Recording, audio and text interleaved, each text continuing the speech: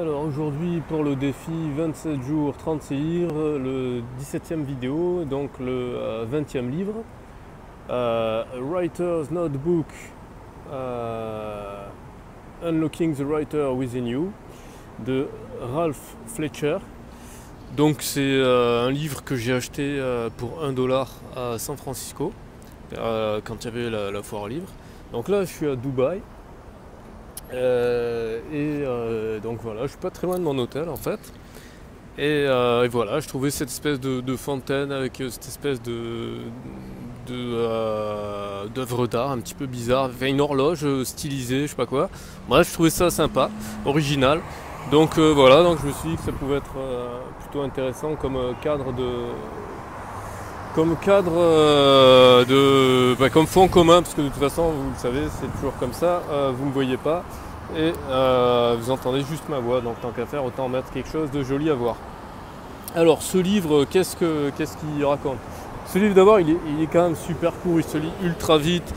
Certes, il est en anglais, j'ai pas regardé s'il y avait une traduction en français ou pas, mais franchement, c'est super simple comme anglais. Moi je vous le dis honnêtement, il m'a fait chier ce livre, hein, je vous le dis la vérité, comme je le pense. Il m'a fait chier, même s'il apporte des trucs intéressants, il m'a fait chier. Voilà, il m'a fait chier parce que je trouve que l'auteur il est relou. Enfin, je trouve qu'il écrit dans un style trop simpliste.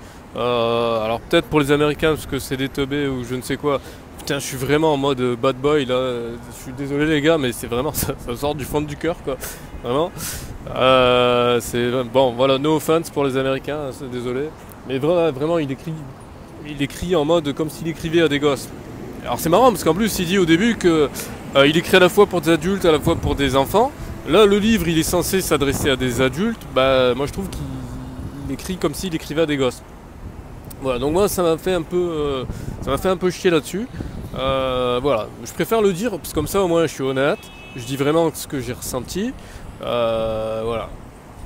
Après, on apprend des trucs, hein, c'est pas. Voilà. Après, je pense qu'il doit coûter 3 fois rien, parce que je crois qu'il est sorti dans les années 90, alors peut-être là c'est une réédition de début des années 2000, mais bon, voilà. Voilà, donc c'était en même temps pour montrer que voilà, les livres, je dis pas toujours, ouais, ils sont géniaux, etc. Là en plus, comme je vous ai dit, c'était la foire de. Enfin, je veux dire, c'était des livres vendus d'occasion, etc. Donc j'ai pris un petit peu juste au titre à la couverture, voilà. Bref, tout ça pour dire que quand même, il y a des petits conseils à prendre qui sont intéressants. Donc on va en parler, on va arrêter de parler des choses négatives. D'abord, le truc de base, le carnet, à quoi ça sert de prendre un carnet? Ça sert que ça vous permet entre guillemets, commencer à penser comme un écrivain. Donc du coup, voilà.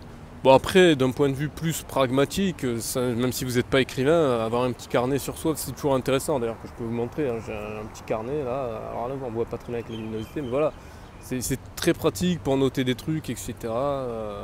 Voilà, puis j'ai cru lire quelque part qu'il y avait une nouvelle mode sur Internet, sur Twitter, tout ça, que il y a ce qu'ils appellent le Bujo, le bullet journal ou je sais pas quoi. C'est une mode qui est en train de venir. Enfin, je ferai un billet là-dessus.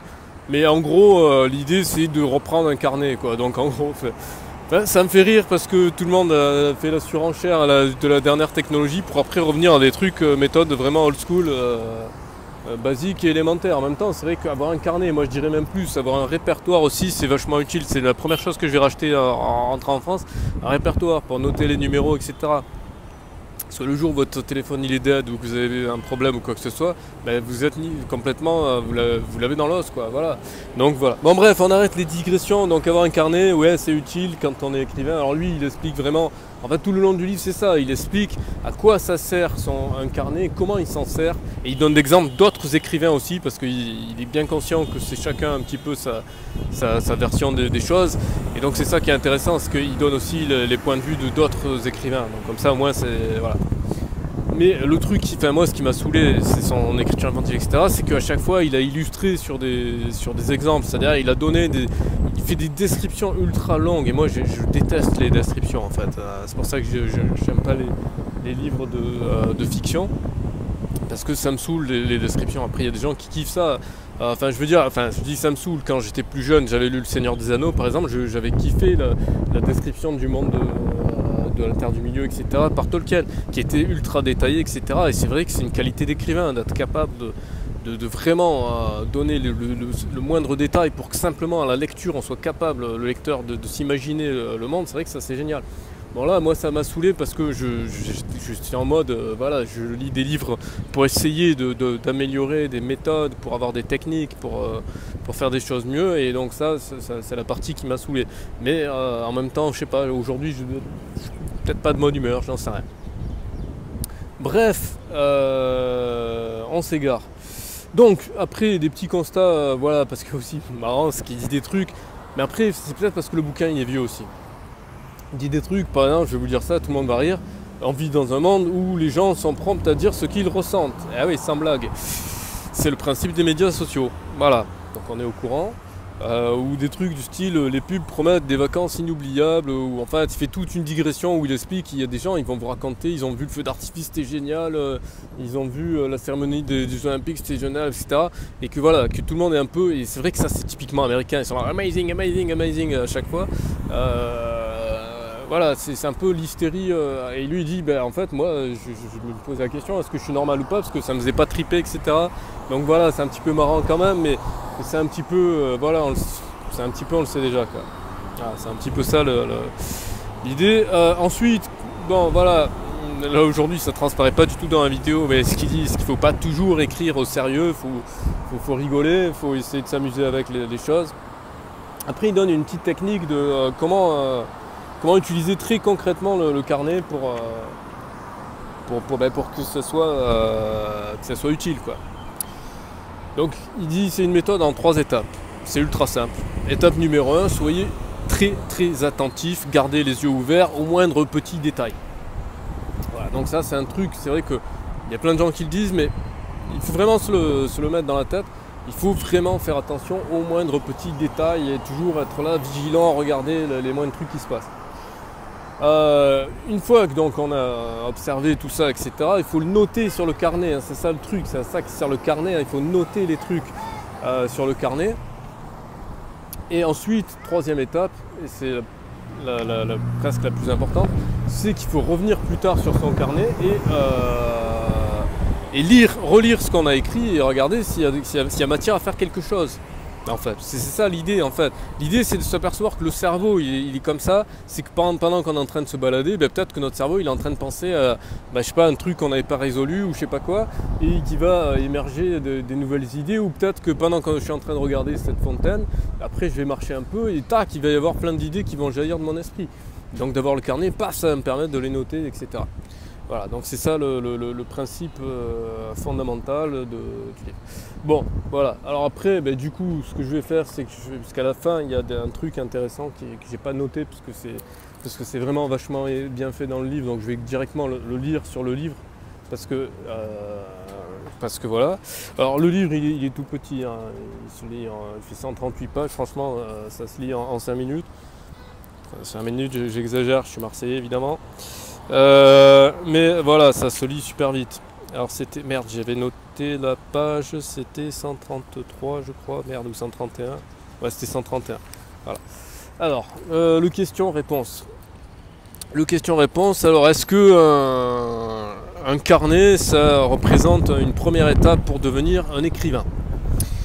En fait, pas vraiment, puisqu'il n'y a pas de chemin spécifique, de parcours spécifique pour devenir écrivain. Voilà, c'est ça sa réponse.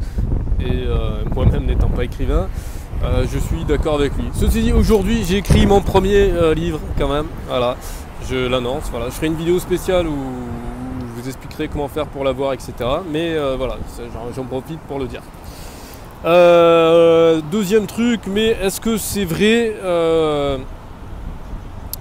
que beaucoup d'écrivains considèrent que leur carnet est ce qui est leur outil le plus précieux? Et donc lui il répond, oui, bien sûr, puisque c'est là qu'ils écrivent leurs idées, etc. Machin. Après il donne des exemples, on s'en fout, mais voilà. Donc encore une fois, c'est pas le livre du siècle, vous n'allez pas découvrir, il n'a pas inventé l'eau tiède, quoi. Ou c'est même pas question qu'il n'a pas inventé l'eau tiède, c'est que peut-être que le livre est trop vieux finalement. Voilà, et donc, so where does that leave us? Donc qu'est-ce que ça nous laisse? Il dit, voilà, en gros, vous gardez votre carnet et ça pourra vous aider. Voilà. C'est ça le seul truc en fait, c'est que c'est pas une garantie du succès, mais en attendant, c'est vrai que si on n'en a pas, c'est un peu la merde. Voilà, bon, alors j'espère que cette vidéo vous aura plu malgré mon côté un petit peu ouais, pas content, etc. Il fait super chaud à Dubaï, mais aujourd'hui il y a un petit peu de vent, donc ça va, ça le fait. Moi je kiffe ce truc en fait, je vais aller voir ce que c'est, ça me fait kiffer.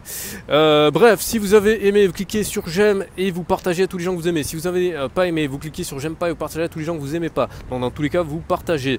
Vous n'hésitez pas à vous abonner pour ne plus rater le challenge 27 jours, 36 livres.